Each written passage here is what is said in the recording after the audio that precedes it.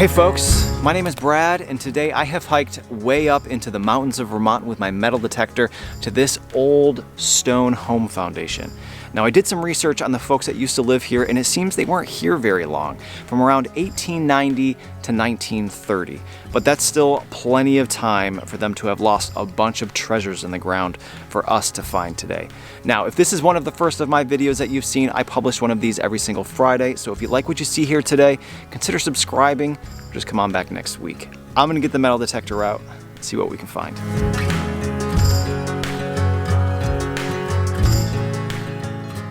A very loud 86. It sounds big and shallow. Well, it doesn't appear to be too shallow. Maybe just big.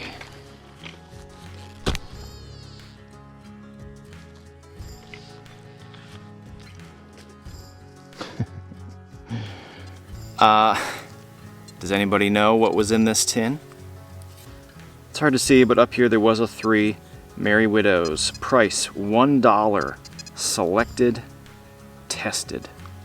This was a tin for a male contraceptive, birth control.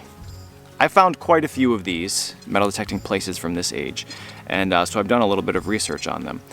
And in the 1920s and 30s, this particular brand was so popular, a Merry Widow became slang for what was in this. And the price of this brand was $1, as it says right on there.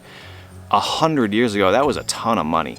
And apparently that was because these were selected and tested, whereas you could buy competitors on the street for like a penny. So this was an investment, I guess you could say. Sometimes there'll be 3 ladies' names on here, Agnes, Maybelle, and Becky.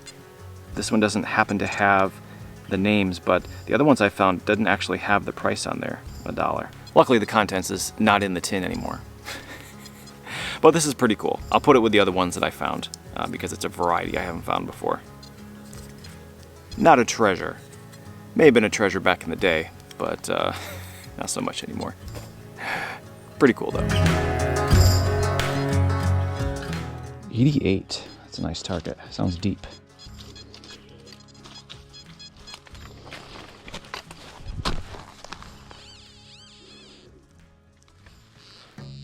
What is that? It looks like a coin, but I'm pretty sure this is a token. You can see it says year. I think it says year. It's a good year? So what it appears we have here is an advertising token of some kind. I believe I saw Goodyear, but let's take a closer look at it and see what we have here. You can very clearly see where it says year in the center. I'm gonna give this a spray. See if we can get it cleaned up a little bit. All right, I got this thing cleaned up, and it is not a Goodyear token. It is way cooler than I could have imagined.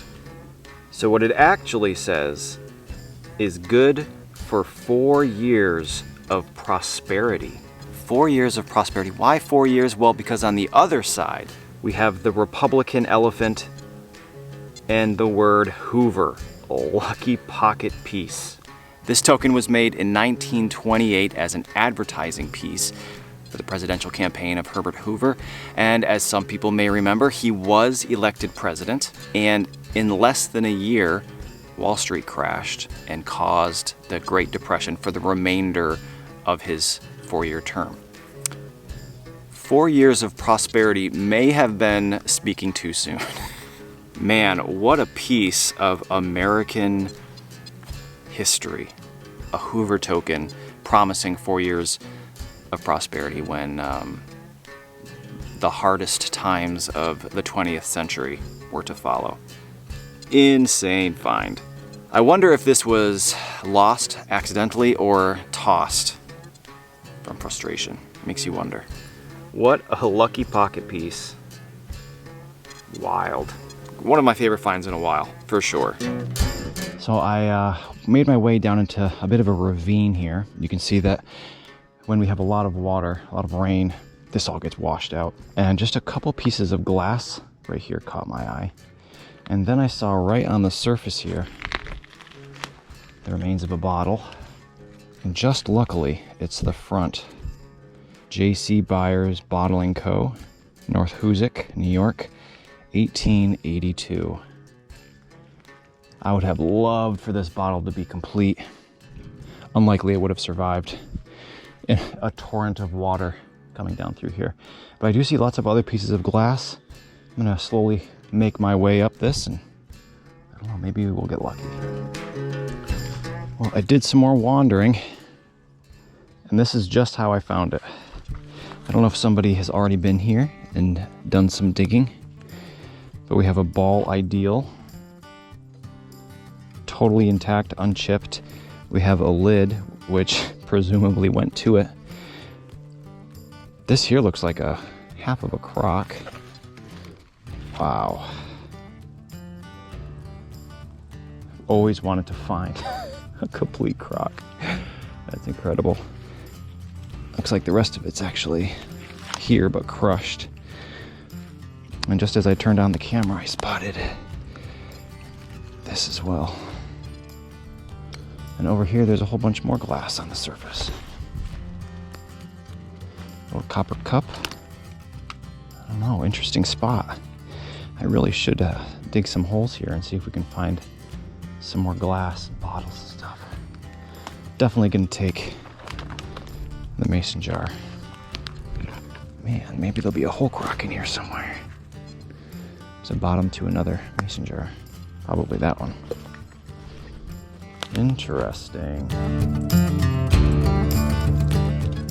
This is a super loud 86. Great target, but sounds like it's either shallow or big.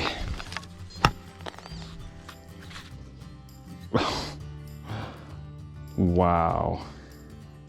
Well, we know what that is. Wow, it's almost all together too. Well, it has been a long time since I have found this much of an old clock. Typically when we find them, we just find the plates, the movement plates.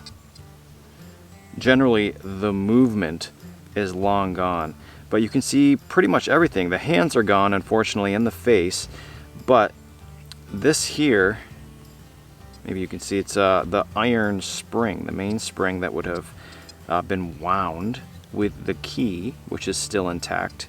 Looks like it's kind of an integral key. It didn't come out. I'm not entirely sure what this is. Is this a lever of some kind? Now, on the last frame that I found, I said, you know, sometimes there's name brands on here, and there actually was. This one, I've looked it over, I don't see one, unfortunately. It might have just been on the face of the clock. It's gonna be pretty hard to know exactly how old this is, but we can kind of go off the date of everything else we find and what we know about the history of the place. About 100 years old would be a good guess. That's cool. An old clock. You have to find one with hands one day. Old clock movement.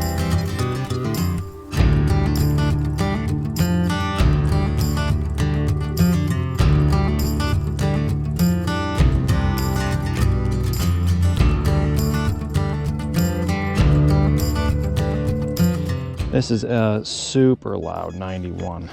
Sounds like it's right on top. See it. No way. No way! Are you kidding me? Wow. Man, I cannot believe that. So throughout the day today, I have found 3 pieces of pocket watch, and honestly, I don't think any of them go together. This is a back or a front, this is a back or a front, and this is part of the plate with all the gears attached to. But in any case, I found all 3 of these pieces scattered around the property. And for people who may have been watching my videos for any length of time, anytime I find pieces of pocket watch, I always say I would love to find one where you could still see the face, still see the numbers. And I've just never happened to find one where that's the case until now. This is actually just the face. It seems to be a brass material, but coated in, it almost seems like a porcelain.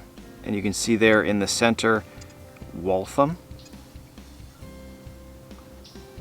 Beautiful font on the numbers.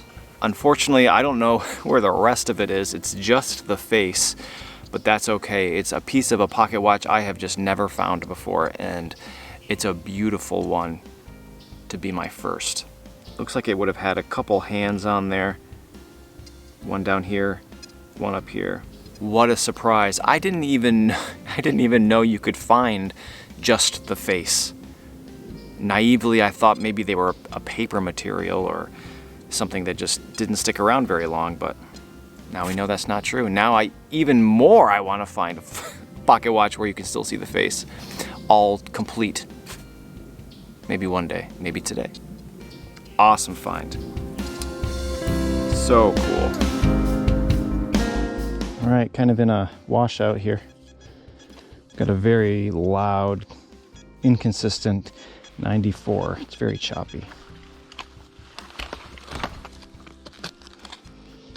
It looks like a pipe or something.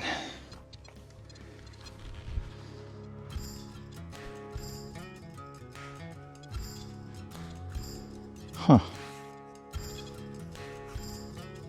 Actually, is that what I think it is? Not too long ago, in the springtime, I found a tiny little graduated cylinder that had a plunger you could pull in and out. And I speculated that it was a syringe, a tiny little syringe. But with the thing we just found, I mean, it's enormous. And it certainly looks like a syringe. There is a hole in the end, though no good way to attach a needle. As far as I can tell, there's no writing on it. And the real test is going to be, is this a plunger? Can we pull this thing out? Let's see. Oh, yeah, it moves. Totally, right? It looks like we lost it. Very old rubber. Was it full of grease? Was it full of kerosene to fill a lamp carefully? I have no idea. But when I first saw it, I had visions of the classic giant syringe from doctors 100 years ago, filling you full of who knows what. But that doesn't really make a whole lot of sense for where we are and the lack of needle. I'm pretty sure those were glass also. The mystery find of the day. Cylinder with plunger and a hole in the end. 1930s Super Soaker? Maybe. All right, well, you might recognize that crock I pulled out earlier. Decided to come back and kind of go through finally with the metal detector, see if maybe they threw away some coins or something. I got a high tone, and look at this. I have no idea what it is, but it's poking out a little bit. Looks like it might be under a root.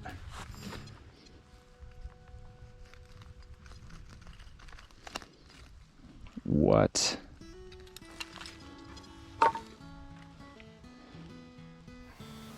Well, we know for sure that it's a piece of cast iron and that it was beautifully made. And we can see that half of it has been underground and that half has unfortunately really rusted and corroded.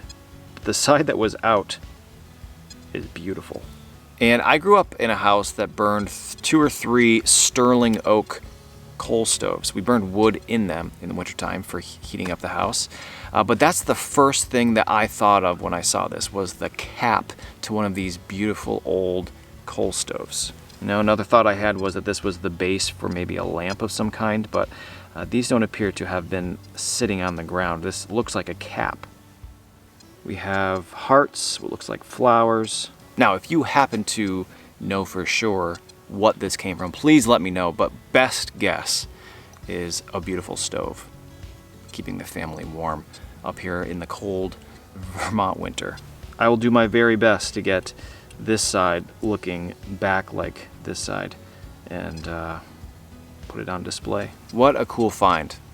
Unexpected. I'm glad I came back to this spot.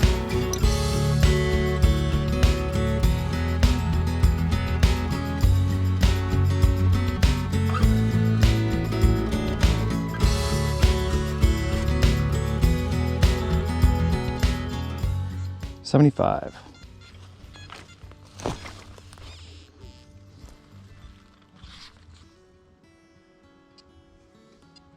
It's a button.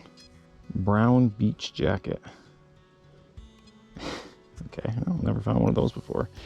Brown beach jacket. I'll have to look into that one. Cool. Very loud. Off the charts, 88. What is this?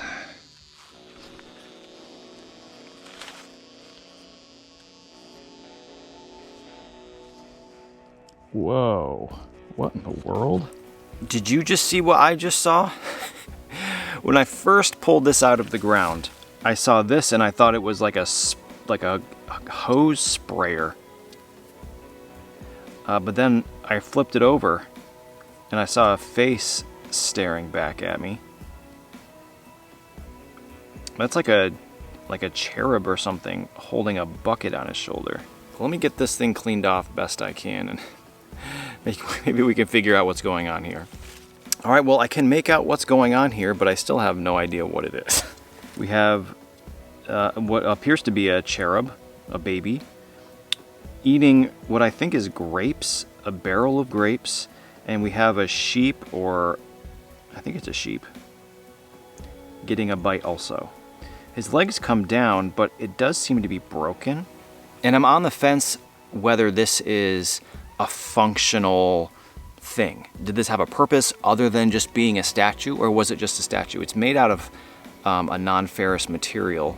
I can't really tell what it is. It's not iron. It's like a low quality bronze, it looks like. The thing that's most confusing to me is it seems like the barrel that he's holding goes into the cavity of the statue, which led me to believe maybe it was a functional piece. I don't know. No idea. Let me know your thoughts on this one. Just a statue? Pretty cool. This is a super loud 60. I see it. You have got to be kidding me. What is it with today and pocket watches? And actually, clocks in general. Just 10 minutes ago, another one. This one does not have a key attached, but it's in very similar condition. The spring here is all rusted and sprung. But the thing that I just found is very clearly a gold-plated pocket watch. First, we'll try the two backs that I found today. This one looks about right. I think the other one I found is too small. Yeah, well, maybe. But the real question is, does the face I found fit? Ready? Dun, da, da, da. It looks like it would fit, but I don't think that there's gearing for the dial down here. I wonder why these folks went through so many watches and clocks. Definitely 2 clocks, at least 3 pocket watches. One of these days I'll find one with the glass, front, back, and dial. Hey, still time left in the day. Maybe we'll find a whole pocket watch today. All right, folks, well, I am calling it a day, and what an interesting place this is. 1930s, 1940s, certainly not the oldest place I've ever metal detected, but there was so many bottles just everywhere.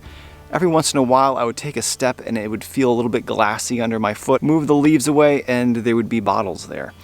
Not incredibly old, and I only took one of them with me to bring home. But this place certainly has the potential to come back and do that all day, look for bottles. The things I found today, most of it was pocket watches and clocks, but a few of the things are really pretty wild, things I've never found before. I've got it all laid out in this log. Let's take a look. So I found several very large things that I had a hard time getting into the frame, but you can see most of everything here. In the way back, I have my blue ball canning jar, which was sitting right on the top. And next to that, the Byers soda bottle, just a fragment, unfortunately, but it is dated 1882, which is very cool. Next to that, the maybe not syringe, 2 pieces of clock, the entire movements with the gears and everything. We have our cast iron, possibly piece of a stove, the bronze statue, a couple lamp pieces, the button, brown beach jacket button, and I did actually find, I think, 4 more of those. So the whole jacket was likely tossed and all the buttons remained. We have the 3 Merry Widows tin. No ladies' names on this one, but it does say that it cost $1, which, you know, 1920, 1930 was a lot of money. I wound up finding 1, 2, 3, 4, 5, 6 pieces of pocket watch. How many of them go together, I'm not entirely sure, but this is my favorite pocket watch piece I think I've ever found. I just think that's amazing. 3 wheat cents, and then I think probably my favorite thing I found today, the Herbert Hoover token, promising 4 years of prosperity. And then, of course, the question of how it found its way into the ground. Lost or tossed? All right, folks, I want to thank you again for watching. I hope you enjoyed today's video, and hopefully I will see you next Friday for another new video looking for treasure up here in the mountains of Vermont.